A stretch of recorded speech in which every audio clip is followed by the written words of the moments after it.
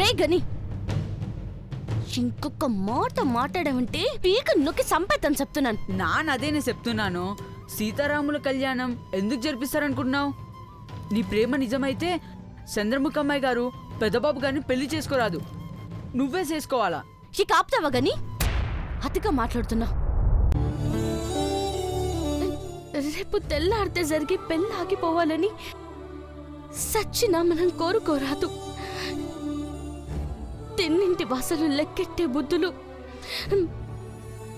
మనకి లేవురా గని.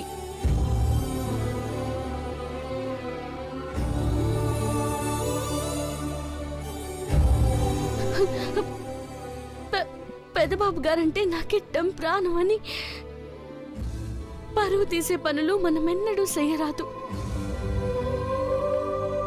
సచ్చేదాకా బాబు గారిని సూత్తా బతుకుతానని ఎప్పుడు చెప్పాను. ఆ దేవుడి పాదాలట్టుకుని సేవ చెయ్యాలనుంది కానీ చెయ్యట్టుకుని తిరగాలని లేదురా. అమ్మ మీదొట్టు. అమ్మగారికి కోపం తెప్పించే పని మనం చెయ్యొద్దు. ఓకే?